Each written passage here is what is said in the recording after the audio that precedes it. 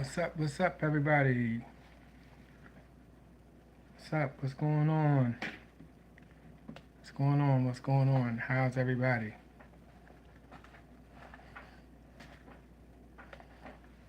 What's going on? What's up, everybody? How's everybody doing? We're back. We're finally back in North Carolina. Listen, today was a long day. I mean, today was transplant, um, well, not transplant day, but getting set up for transplant day for Jolie. It was a long day. We started out this morning at 6 a.m. and we're just getting home. We did stop to get something to eat, but I put that video up. We stopped at Bucky's. I'd never heard of it, but uh, she was telling me about a couple of YouTubers that she watched was talking, so much about it. So we decided to stop, see what it was all about. And man, that place is huge. That place is huge. They got a lot of stuff in there. So we got us something to eat, sit there and ate our food. Then we went on, got back on the highway, got on back. But it was good. I'm sitting here now eating some popcorn. But I'm going back to what I was talking about earlier. I can't do that and eat my popcorn.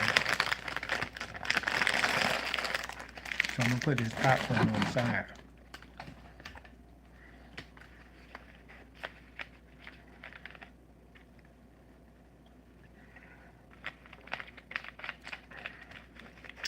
Man, we watch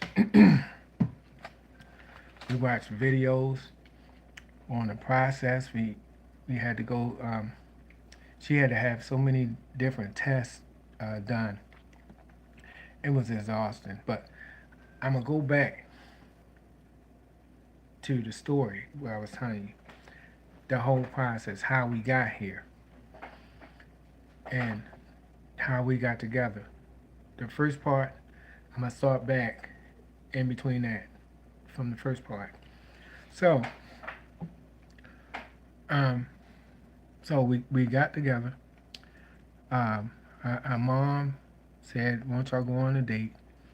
We went out on a date, and we hit it off, and basically we've been together ever since. Um, I was pointing out, I wanted to talk about this because, hey, welcome, welcome. I wanted to talk about this because, you know, sometimes, like, I know with me, hey, what's up, what's up? I know, I know God had to get me ready for the right thing because I had a lot of growing up to do. Like I said, I had a lot of mama's boy syndrome stuff that I had to get past. Um, I had those losses that I took in relationships. Instead of be bitter about it, I had to look at myself and say, hey, like, what can I do? What could I have done differently in that relationship that could have helped it? Instead of looking at the other person and blaming everything, even if they was wrong, looking at yourself sometimes and saying, could I have done something different or, where did I go wrong? The thing is, it's not that you're looking for something to blame on yourself, it's just you're trying to grow. So when you go into your next relationship, you can learn from whatever mistakes you made in your past relationship and you don't bring it in. Maybe you were the type that argue over everything. Just let everything get you upset real quick. And that was a problem in your previous relationship. So when you go into the new relationship, you got to start being more disciplined with your tongue and, and realize words hurt. And sometimes the things you say, it's hard to take that back. A person may say they forgive you, but they gonna always have it in the back of their mind. But anyway, so through this journey of ours, like I said, there's been some ups and downs. And I feel like God puts pieces together in our lives for a reason. Because I'm gonna tell you, uh, last year, up until last year, I was getting to the point where, honestly, inside, I felt like I was getting close to going blind. Um, I had cataracts, and they were really really bad, and I was getting really worried. I'm gonna be honest. I ain't even gonna front. I was getting worried, and the thing is, through that process, Jolie was supportive. She took me to all of my appointments. She made sure that I had the things that I need. It's like it was no complaints. It's like she kicked in, even sometimes when she tired. Now keep in mind she do dialysis, so that's an extra drain. But it was important to her to make sure that I was okay. And it's ironic how things turn out because while going through that process of me trying to get my eyes together, it was preparing me to get ready for her process that's here now. Because I'm gonna explain what's going to happen with this transplant. She's gonna be, she's gonna have quite a few things going on. Um, she's gonna have to go to the center. I think they say like the first 2 weeks, um, or the first 1 or 2 weeks, she's gonna have to go to the center like almost every day. So that place is almost a 3 hour ride away from here. So more than likely, we ain't gonna be taking a ride up there every day. So we're probably gonna have to find a hotel or something up there to stay for that week or whatever like that. It's gonna be a process. But the thing is, with her helping me get myself together, is it's opened the door for me to be able to help her get herself together because she's not going to be able to drive. And when I had my eye situation, she was doing all the driving. So it's like the situation just worked out perfectly. And I feel like, you know, you know, sometimes like I've been in relationships where I can say like I couldn't really depend on the other person like that. And vice versa. At times they probably couldn't depend on me. Because like I said, I'm gonna throw myself under the bus. It was times where I put my mom, my family. I really was heavy on blood is thicker than water. I was really heavy on that. So at times I disregarded and I looked out for my family. That wasn't the way to go. That wasn't the thing to do. So, but the point is, I feel like God put us together because He knew that we were going to be needing somebody at this point in time. We was going to be needing somebody that's true and just 100 all the way around through these times. Because there's no way that I would have been able to do this vision stuff on my own. There's no way. And there's no way that I could have depended on my mom to do it. I don't have nobody else. I don't know nobody. I don't have nobody else around me that drives. I just would have been, I would have been messed up. And the same with her. Like she have, some people, but to say that whenever she need like that, she can't really say that. So it was meant for us to be in each other's lives at this point. But um, but going back to the story, um, it took different things to happen for us to realize the blessing that we had in each other. And it took some pain. It took some disappointment from family members that, it took a lot. It took a lot. We both have been very disappointed by people, by family, like, you know, but when it was all said and done, we was in full 100% support of each other and helping each other to get ahead. So So fast forward into the transplant process. Like I said, we watched a video.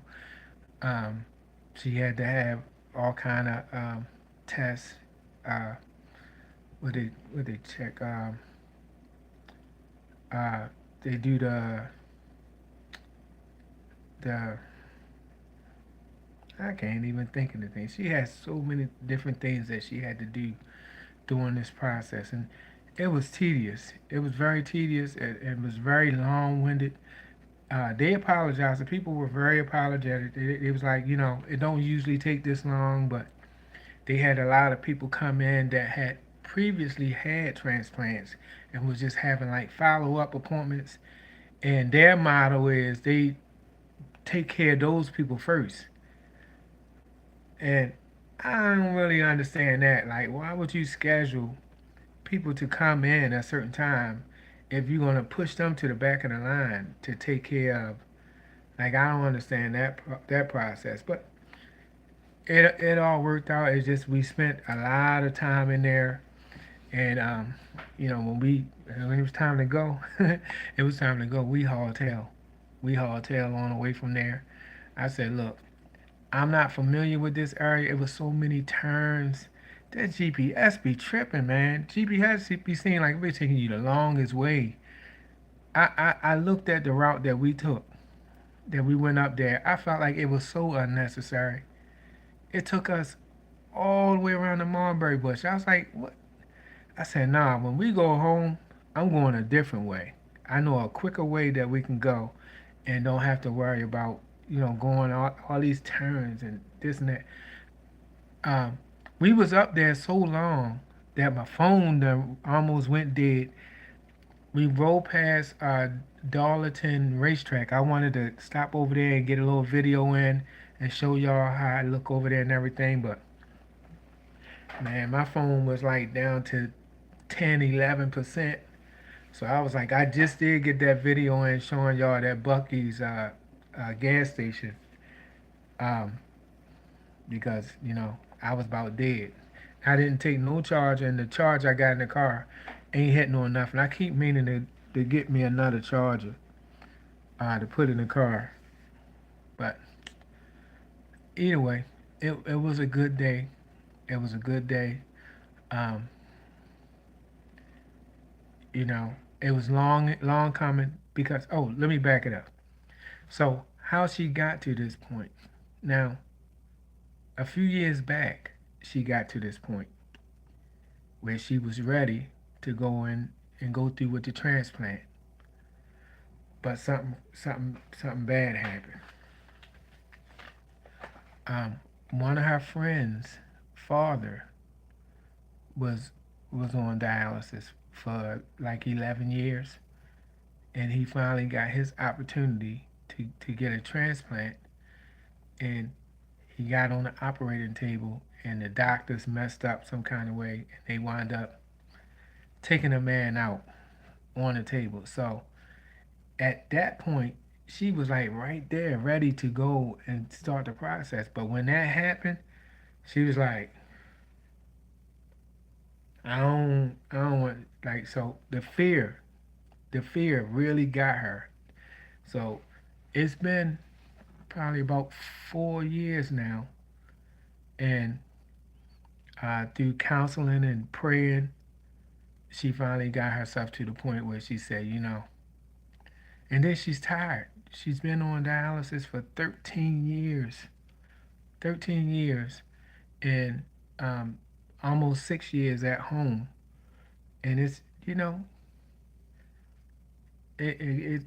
I understand it having to be up on these things all the time for all of these many years. Like, I can understand that after a while it'll get tiresome, So she decided, I got to go on and do what I got to do. So that's why we ended up where we was at. And the good thing is, um, they usually want us to go to Charleston, South Carolina, but Charleston, I don't know if any of y'all know about Charleston, but I'm gonna tell you, Charleston ain't no joke.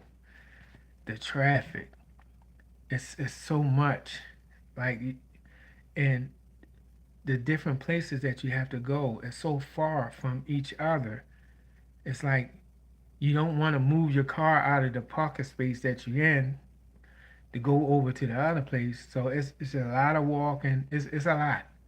It's a lot. The traffic is mad heavy. Like, don't really prefer Charleston. That's probably the best place for South Carolina, but I don't really prefer Charleston, and she really don't.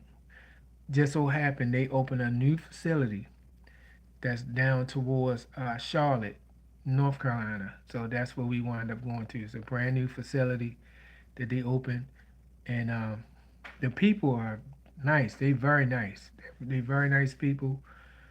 Um, it's just that wait.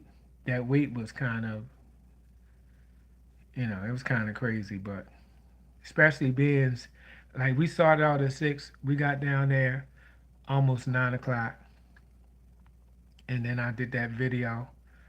Um, while I was doing that video, they called her back and did her vitals, and then we still waited. When I went in when I cut that video, I went in. We still waited probably about 45 minutes before they took her back in the room. Then when she got back in the room, that's when we watched the video and they went over all of the details, her medications and this and that and the other. But it's going to be a process, and it's going to be something. Like, we have to really be prepared with, uh, you know, staying over at a hotel, because no way we're going to be driving no 3 hours, almost 3 hours every day.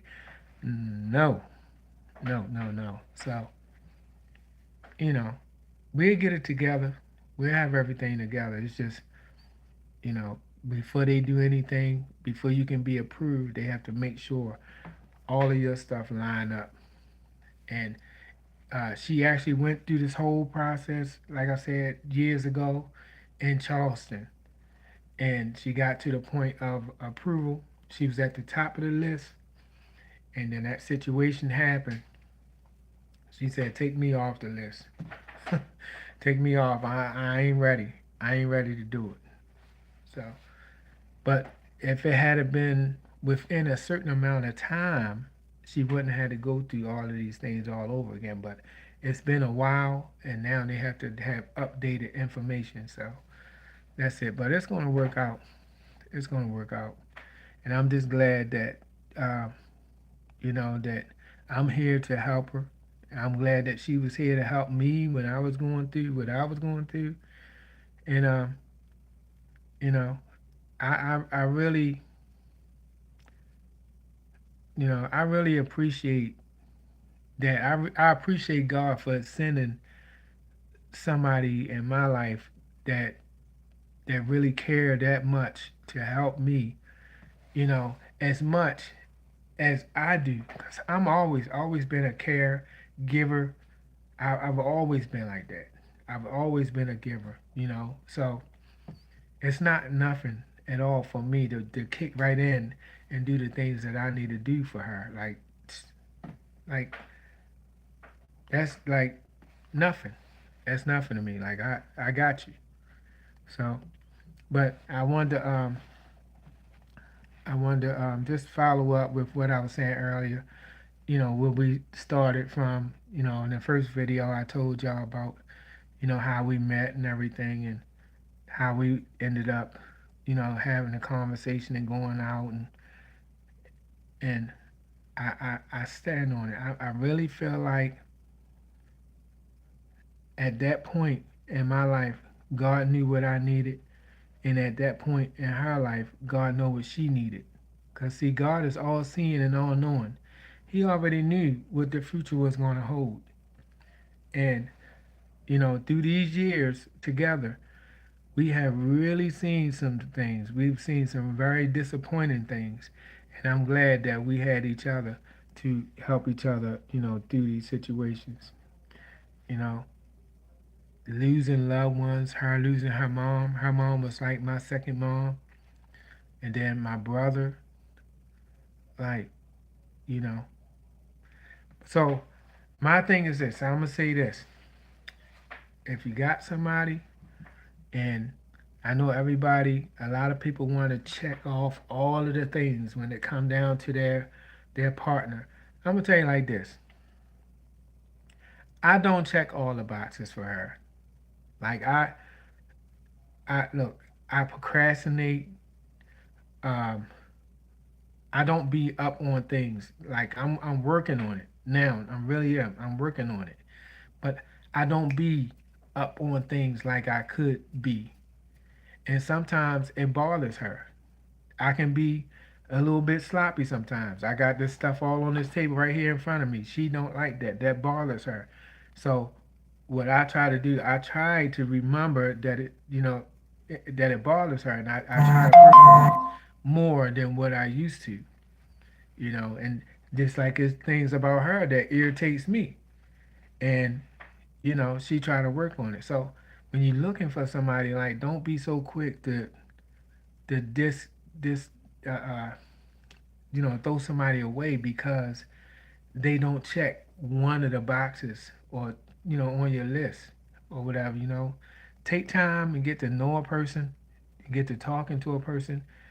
you know I found this: the relationships that I had where we had a friendship, they lasted longer for me. Now I know some relationships, I mean some friendships, if people turn them into like sexual relationships, it don't always work. It don't always work because, especially if the person know you for being a player type, and you trying to turn yourself around because you like them and you want to be with them, it's going to always be them looking out the corner of their eyes, wondering if you out doing some of the stuff that you used to do. So I don't know about that, but in the case with us, we were friends. But even when we started dating, we dated. We didn't just go straight into a sexual relationship. We dated. We got to know each other. We got to spend time with each other, and that made it much more special. That on top of being the caring, genuine people that we were, she had a chance to see that in me, and I had a chance to see that in her. So, and then her being loyal, like that really meant something to me because that's been a problem. Well, that was a problem with me in my previous relationship, loyalty. So, either way, when it's all said and done, you know what I'm saying? You find somebody decent in your life, don't be so quick to throw them away because everything ain't 100, you know. But that's not to say to sit and accept the bare minimum from nobody. Don't sit back and expect the bare minimum. See, here's the thing: if a person want you and want to be in a relationship with you, it calls for a compromise. Y'all have to compromise with things. If it's things that bother you, he need to compromise. If it's things that bother him, you need to compromise. Like vice versa, whatever, man, woman, whatever. Y'all have to take each other's feelings into consideration. If you want to be have any kind of success, when you don't consider your uh, your girlfriend, boyfriend, whatever the situation, if you don't consider their feelings, I'm gonna give you an example. I met this young lady, and I was telling her my story, and she told me that her problem is like she run and take care of her family, and a lot of times she disregard how her husband feel, her husband, and she go to the aid of her family. I told her, I said, I'm gonna be straight up with you. That's going to destroy your marriage. That's going to destroy your marriage. Here's the thing: when you made that commitment to marry him, it's supposed to be God, him, then your immediate family, and then everybody else on out. Ain't supposed to be put him on a burner and let me go over here and take care of my family. No, no. It's supposed to be God, your spouse, and then on down from that point. And a lot of people make that mistake and wind up losing somebody really good because they so tied up trying to please family members. And I was one of them. I was one of them. So I talked to her and I encouraged her, and I hope she took my advice and started moving more towards um, caring and considering her husband, because that's the way it's supposed to be, you know. But I ain't gonna be on here long, y'all. I just wanted to finish up that little talk how we got to this point.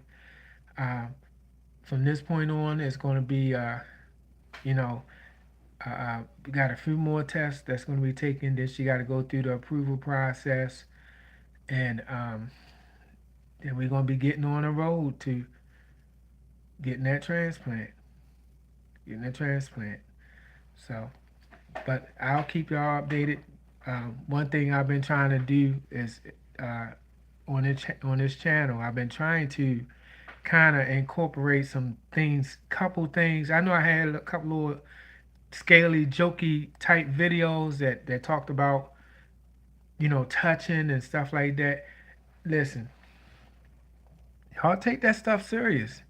Now, it was one on there was talking about the man wanting to touch the woman, but I'm now this ain't for no kids. I'm talking about grown people. So if any kids on here, don't y'all be sitting or going around touching nobody's butt, cause I'm gonna get you. But this is for adults. Affection is very important, and I didn't know that. When I got the video, I I laughed because I said it's something that I do all the time. It's just a habit. But the video kind of explained why a man feels that way. So y'all check them videos out. When I see them, I'm gonna share them because it be some good stuff. It be some good information, and it be true. I found it to be true. But that's all I'm gonna do now. Um, she's in there resting, want to watch a movie, and she told me to make it quick. So we've been out all day. We're gonna go in and chill for the rest of the day. But I see y'all. Matter of fact, let me see if I can give some shout outs real quick. Rocky, what's up? What's up? Junior, what's up? What's that? Jeremy, what's up? What's up? Grumpy, good luck, brother. I appreciate that. Thank you. Thank you so much. And what's this? G Shark, what's up? What's up? I appreciate y'all for coming in and chilling with me. Listen, I hope that y'all can learn something, get something from what we put out. I try to give some motivation. I try to give some encouragement. I try to share some love and stuff like that with everybody, and I hope that it'll help y'all with y'all relationships, and it'll help y'all if y'all come across someone that's going through this type of process.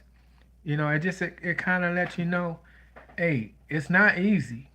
It's not easy. So if you see somebody that's going through dialysis, one of your family members or whatever like that, you know what I'm saying? Have a little bit of heart for them because it's not an easy process. It's not. And a lot of times they be regretting what they how they lived and wishing that they had done things differently. And also for us, it encourages us to take care of ourselves so that we don't end up in that way. If you got diabetes, take care of your diabetes because diabetes leads to kidney failure. High blood pressure leads to kidney failure. Could lead to kidney failure. Uh, you could wind up getting your limbs amputated. Like, take care of yourself. That's very, very important. So these lessons also can be blessings. You see somebody going through some stuff, listen, find out where they went wrong, and try to do the opposite for yourself. You know. But that's all I got for now, y'all. I'll see y'all on the next one. I just wanted to touch up and follow up on that video from earlier. But I see y'all. I appreciate y'all for coming and checking us out. But it's just me. I'll see y'all on the next one. Love, peace, and blessings to all of y'all. I see you. Thanks, y'all.